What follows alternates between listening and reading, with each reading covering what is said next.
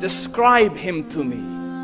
And Muslims, look at the description of your Rasul. And for some, this would be the first time you hear what your Prophet looked like.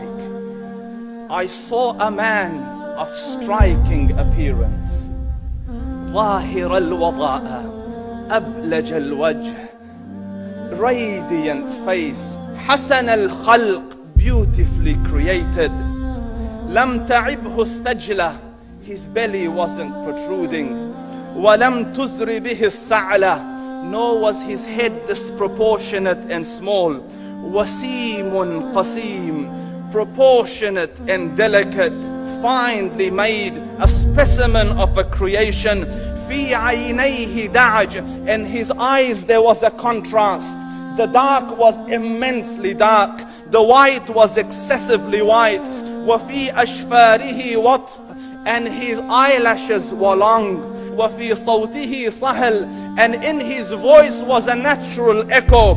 وفي عنقه سطع, and his neck was elegantly long. وفي لحيته كثاثة, his beard was full and thick. أزج أقرن, his eyebrows were arched, but they were not joined. It was separated. In summit, فعليه الوقار, when he was silent, dignity covered him. وإن تكلم سماه وعلاه البهاء, and when he spoke, it was audible and clear, almost commanding and overtaking. أجمل الناس وأبهاهم من بعيد, from afar the most striking and outstanding in appearance. وأحسنهم وأجملهم من قريب, and when he came near, the best of them and the most handsome of them in closeness. حلو المنطق, such an exalted and sweet level of logic. Like when he used to speak, it was so coherently logical, it was smooth and easy to understand. فصل لا نزر ولا هذر, he was to the point, not excessive, nor too short. كأن منطقه خرزات نظم يتحدرن, his logic, his utterances, his words were like jewels coming out of a necklace, calculated, polished, one after the other, it would flow magically. ربعة, he was medium in height. Your eye didn't have to strain to look up at him, nor was it tedious to look down at him. He was a comfortable sight to look at. له رفقاء يحفون به, he had friends, the people that were with him, they were working around him to try to serve and protect him. إن قال سمعوا لقوله, when he used to say something, they used to hearken to what he used to say. وإن أمر تبادروا إلى أمره, when he commanded, they used to compete to fulfill the command. This is Muhammad Rasulullah. This is Muhammad Rasulullah. Anas ibn Malik says, he says, I came out one night, it was the full moon night.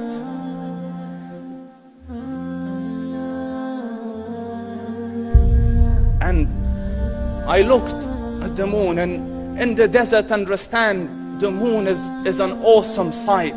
It is smooth, it is radiant, it is clear, it is gentle compared to the scorching sun at which they are used to.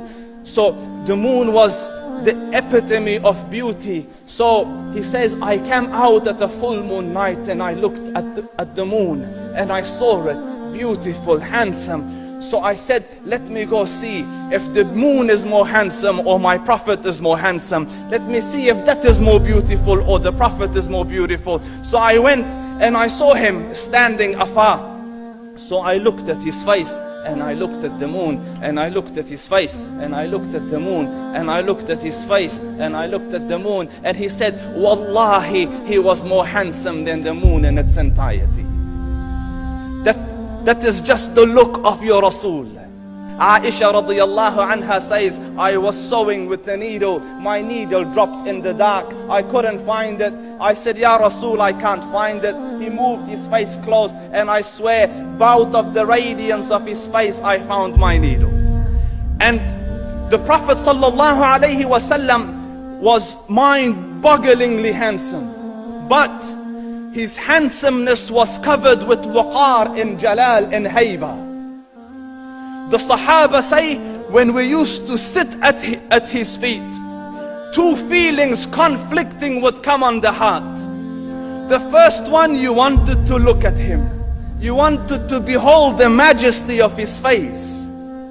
And when you wanted to look up, shyness used to overtake you, so you used to look down. Amr ibn al-As says, I sat with him many times, but if you ask me to describe his face, I can't describe it.